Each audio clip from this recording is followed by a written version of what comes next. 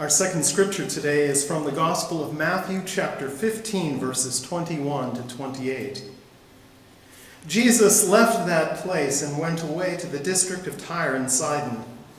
Just then, a Canaanite woman from that region came out and started shouting, "Have mercy on me, Lord, Son of David, my daughter is tormented by a demon."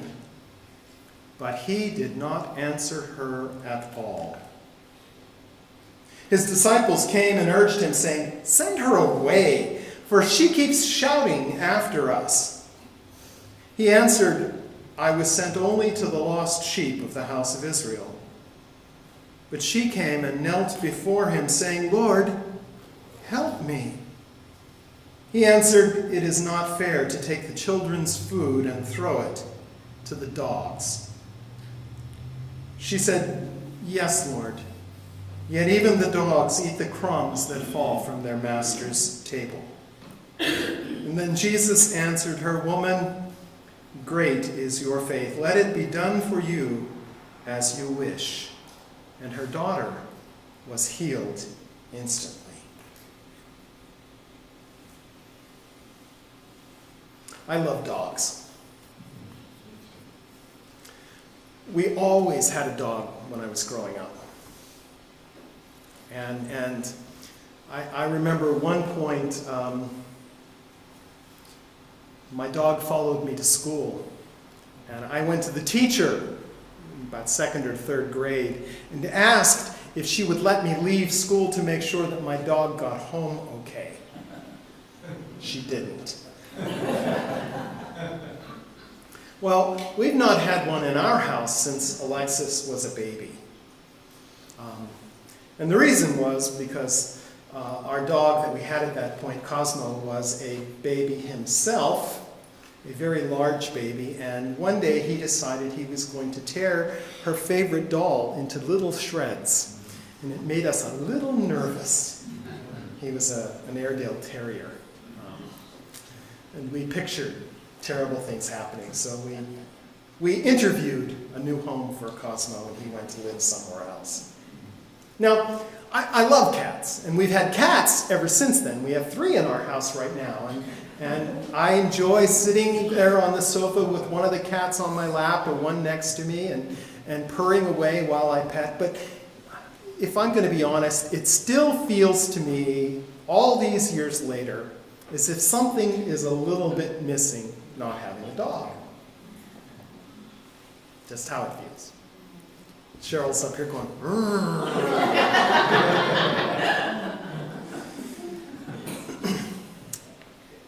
I love dogs, but here people love dogs. The joke in our family, when you look at the news press, is they could have nuclear war somewhere in the world, and that would be on page 4, but the big dog parade, that's right there on the front page. Even the food column, or the food pages on Thursdays. There's a full-fledged column dedicated just to saying which restaurants are dog-friendly. And I have to say, the first time we went to a restaurant and looked over, and there sitting on the table is a Chihuahua, I was a little taken aback. I was more taken aback sitting at a restaurant down on State Street, watching the people come by, looking over at the couple that were at the table next to us, and they had this beautiful golden retriever there. And the man took a forkful of food and fed it to the dog and then continued eating. People love their dogs here in Santa Barbara. Indeed, it seems often more than their children, and certainly more than their neighbors. Well, it has not always and everywhere been true that people love dogs. At the time of Jesus in the Middle East, dogs were seen as unclean. They were filthy, dirty animals who fulfilled a purpose, so they were tolerated. And that was it. And the purpose basically was they were the garbage disposals. When things got thrown on the ground, They ate it. So they served a purpose, but they were certainly not loved. And because they were seen as this unclean but necessary part of the community, the very word became an insult. If you were called a dog, you knew that that was not a good thing. And it became a word that was commonly used to refer to Gentiles by the Jews. And it had all of those implications. When a Gentile was called a dog, they were being told that they were outsiders from God's community of grace and love, that they were worthy only of the garbage thrown away onto the ground, that they were unclean and not welcome. And so this passage today that I read becomes a very troubling one to Christians because it doesn't sound like the Jesus we know. It doesn't sound like the Jesus that Alexis mentioned in her first prayer, where she talked about God being welcoming and loving. And that's just not what this Jesus looks like. We like to see Jesus as one who loves us as we are, who accepts us, who forgives us, whose arms are open to everyone. There are no walls and no barriers. And indeed, when the church acts any other way than that, we say that church is not being very Christ-like. We understand when someone outside the church says something like, well, I love Jesus, I just don't like his followers very much. But that's not the Jesus in today's passage. It shows us instead a Jesus who is prejudiced against the Gentiles, who refuses to share God's love with this woman who is dissing the outsider. And it gets even a little more uncomfortable when we realize that all of us sitting here are Gentiles. And the passage becomes so problematic that Christians try to explain it away or ignore it. As we were talking about it in Bible study, a couple of us bring study Bibles that have comments in there, and invariably the comments said, oh, Jesus was trying to test her faith. Invariably. Now, the woman would not have expected anything positive from a Jewish man. She had 2 strikes against her in a world where 1 strike was enough for you to be out. She was, after all, a woman. And men and women didn't talk. They didn't interact. They lived in almost entirely separate worlds. And she was a Gentile. A Jewish man would not have spoken to her except in the most extreme of circumstances. And those circumstances only would have been to remove her from his presence. It would not have been pleasant. And she knew it. She had experienced that. She had been shown her place as an outsider probably more times than she could count.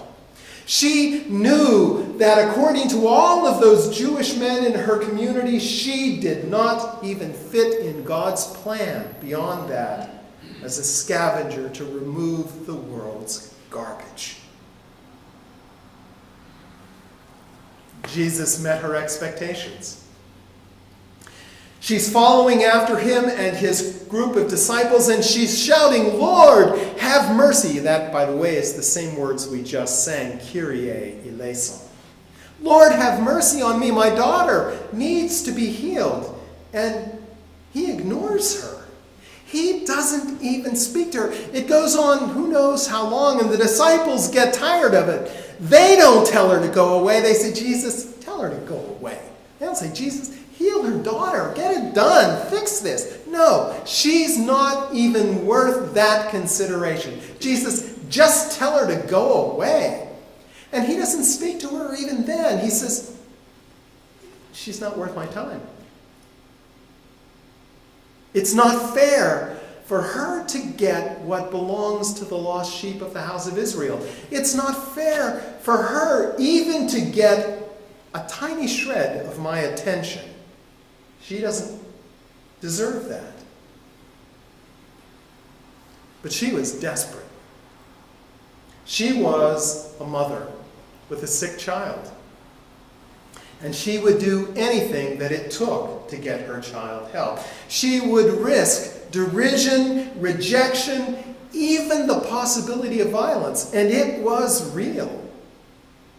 In many circumstances, those Jewish men might have just picked up rocks and started throwing them at her. But she had heard about Jesus. She had heard that just a few days before he had had this altercation with religious authorities, and he told them that mercy was what God desired, not sacrifice, not religious purity, mercy. And she thought, that's what I need, just a little mercy. Kyrie eleison, Lord, have mercy. He said it. And he doesn't pay attention to her. He doesn't pay attention. She's not even worth the energy it takes to tell her to go away. Well, she must have overheard that, because then she runs in front of him and she blocks his way. She kneels down on the sidewalk in front of him, and he's got to either push her out of the way or go around her. And then she begs again, Lord, please have mercy. Finally, he speaks to her. You're a dog. Dogs don't get the children's food. And she responds, but even the dogs get the crumbs. Now, one of the things that the dogs typically did get to eat, they didn't have napkins in those days. So typically at the end of a meal, they would take a piece of bread, and they would wipe their face with the bread and wipe their hands with it, and then just throw it. And dogs would eat that. The dogs get the crumb. They get the throwaways. That's all I need, Jesus. I see Jesus kind of laughing and smiling, saying, yeah, you're a woman of great faith and a really quick mind. Your daughter's healed. Jesus had been rude to her. She had been put down and humiliated, reminded that she could not expect grace, and she didn't even want very much of it. Just a throwaway was enough, and indeed it was. He gave her that throwaway, and her daughter was healed. Well, as I said, many Christians will tell us, oh, Jesus was just testing her faith. I don't buy it. Not for a second. She had already shown her faith more than any of us here ever would. She had risked everything to go and beg for help for her daughter in a place that she knew she was not welcome. She showed incredible faith. It would have been nothing less than cruel to say, oh yeah, I'm going to test you yet one more time.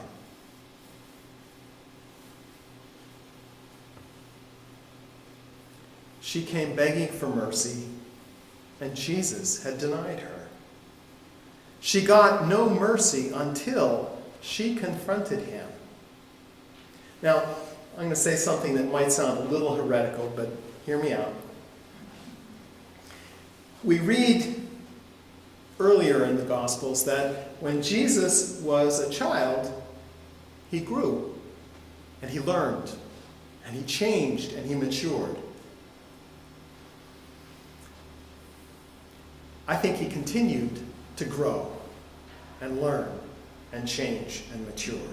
I think that happens even as he does his ministry, and that he is just as surprised and just as challenged by things as you or I would have been. And so that as he moves through his ministry, doing the things that God has called him to do, he finds himself understanding God's call on his life more completely, more richly, more fully. And he learns as he grows what the kingdom of God really looks like. I think in this passage, Jesus meant to ignore her. I think he was tired, he was cranky, he was hungry, he just wanted to be left alone, and she was a Gentile and wasn't worth his time. Until she said, "No, you're missing the picture, Jesus. Because God's mercy is even for me." We remember just a few chapters earlier, Jesus had sent his disciples out to do their ministry, and he says, when you go out and share the good news, don't tell the Gentiles. Don't tell the Samaritans. This is just for God's people, the Jews. He's just continuing what he told them to do before. But this woman opens the door and opens his mind to see his ministry in a new way. He sees God's grace as wider than he understood before this moment. And she shows him that God's kingdom always gets wider. The doors always open more. And because of that, Jesus' ministry becomes richer and fuller. And I think that same thing happens with us. Next Saturday is the Pride celebration here in Santa Barbara and the Interfaith Worship Service, Love, Period. And as I've been thinking about that, I can't help but think about how our LGBTQ friends have heard again and again and again from the church that they are not welcome, that they are unclean outsiders. Our vice president tells them that they can pray the gay away. And I remember my own journey, that I was not always as welcoming as I am now. And that it took someone the courage to be willing to break down my barriers. And it changed the way I understand God and God's welcome. And it wasn't just LGBTQ folk who stretched me. I remember women in a time when I didn't think women could be leaders, who showed me no. When I ran into women much more talented than me, much brighter than me, better at anything I could imagine, and suddenly I had to ask myself, why in the world would God give this person those amazing gifts and then tell them, you can't use them? What a stupid idea that would be. And I was stretched. People with different theologies, even indeed different religions, who showed me that I could see God in new and richer and fuller ways. Those who made me more aware of folk who lived on the margins, of homeless people, of disabled people, of the very poor, the mentally ill, the victims of racism, who live with those kinds of stressors that I never have. As a middle-class, well-educated white male. And if I was going to be honest here, and this is just between us, I didn't even always see those people. I didn't even always see them. I wasn't always aware. And yet, somehow those barriers were broken down for me, and God showed and is continuing to show me that the kingdom is more open, that the doors are flung more widely than I can even imagine. And I heard anew, I desire mercy, not sacrifice, and saw the implications of that more clearly. Now, I can't tell you what doors are going to open next. Because frankly, I'm so blind to them that I don't even see them yet, as likely as not. But God knows they're there. And God will open them. And even as we live in a society, in a nation where people are trying to rebuild those barriers, where people are willing to stand up in public holding Nazi flags, I can't imagine it. I can't imagine it. Willing to stand up and give voice to ways of seeing the world that I would be so embarrassed, even if I thought them, to begin to say them out loud. And even as that is happening, you and I, as followers of Jesus, are called to continue to learn and grow and open the doors wider yet. Wider yet. Because God's call is always open more, not less. Love more, not less. Welcome more, not less. Give more, not less. And if there's ever a question, should I love this person more than I do? The answer is always yes. Should I always welcome this person more than I do? The answer is always yes. Even the ones that are giving us all kinds of stuff in our stomach that's not feeling real good. Even them. And of course, we all know that in our own experience, because we have received God's welcome. We have all felt God's touch. We have all received not just the throwaways, but the full bounty of God's table. And when we needed it the very most, Jesus was there for us with open arms. Someone in the church was there for us with open arms and showed us, yeah, you know what? You are loved, even as you are. When we have been less than what we knew we were supposed to be, what we wanted to be, that even then, God's love was poured out on us. When we have been alone and felt isolated and shut off, grace was poured out. And the call then to us is always to be looking for how that door might become more open, how that love might be shown more completely, how we might be willing to learn and grow, even to the point that maybe we're a little embarrassed at what we had done in the past, but all of a sudden we see that, yes, indeed, God's love is bigger than we ever imagined.